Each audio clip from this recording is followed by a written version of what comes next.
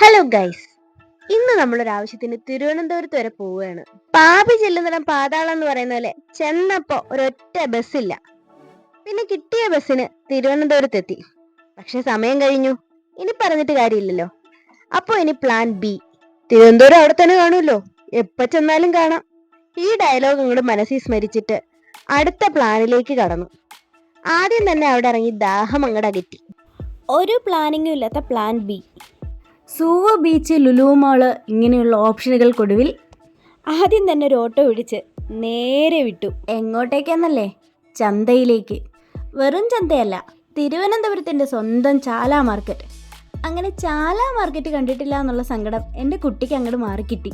ഒന്നും വാങ്ങാൻ പൈസ ഇല്ലാത്തത് കാരണം ചുമ്മാ തേരാപ്പാര നടന്നു. അപ്പോൾ ഞങ്ങൾ അതിശയിപ്പിച്ചത് ഇതാണ്. അടുത്തടുത്തായിട്ട് ഇത്രയധികം സ്വർണ്ണക്കടകൾ. ഇവിടെ ഇത്രയും സ്വർണ്ണക്കട വരാനുള്ള കാരണം അറിയാവുന്നവരൊന്ന് കമൻറ്റ് ചെയ്തേക്കണേ. അങ്ങനെ ഞങ്ങൾ അവിടുന്ന് നേരെ വന്നത് ചിത്രാലയം പാലസ് മ്യൂസിയത്തിലേക്കാണ്. ഒന്നുകൂടെ വ്യക്തമാക്കിയാൽ കുതിരമാളിക. അങ്ങനെ ഞങ്ങൾ ടിക്കറ്റ് എടുക്കാൻ ചെന്നപ്പോഴാണ് അറിഞ്ഞത് ഉച്ചേമുക്കാലായതുകൊണ്ട് തന്നെ 2 മണിക്ക് ഇനി പ്രവേശനമുള്ളൂ. വിശന്നാൽ നിങ്ങളല്ലാതാവുമെന്നല്ലേ. അങ്ങനെ ഞങ്ങൾ അതിനു മുന്നേ തന്നെ ഫുഡ് അടിക്കാനായിട്ട് പോയി. എന്നിട്ട് വീണ്ടും തിരിച്ച് കുതിരമാളികയിലേക്ക്. ഇവിടുത്തെ വിശേഷങ്ങൾ ഒരു ഫുൾ വീഡിയോ ആയിട്ട് നമ്മൾ അപ്ലോഡ് ചെയ്യുന്നുണ്ട്.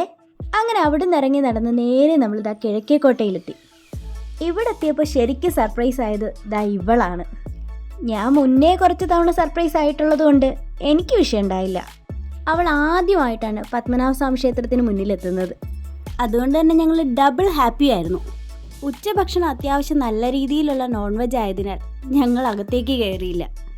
പത്മനാഭസ്വാമി ക്ഷേത്രത്തിൽ വന്നിട്ടുള്ളവർ തീർച്ചയായും കമൻറ്റ് ചെയ്യണേ. അങ്ങനെ നമ്മൾ കറങ്ങിത്തിരിഞ്ഞ്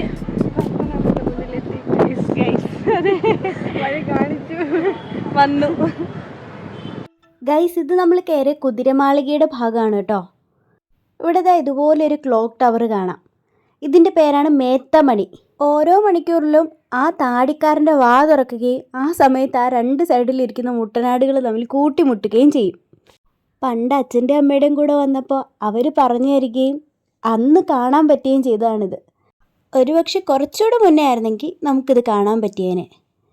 ഇനിയും വരാമല്ലോ. ശരിക്കും ഇവിടെ നിന്നിട്ട് കൊതി തീരാതെയാണ് ഞങ്ങൾ ഇവിടുന്ന് പോയത്. ഇനിയും നിന്നാൽ പറ്റില്ലല്ലോ, സമയം ഒരുപാട് വൈകി. അപ്പോൾ അടുത്ത വീഡിയോയിൽ കാണാം. ബൈ.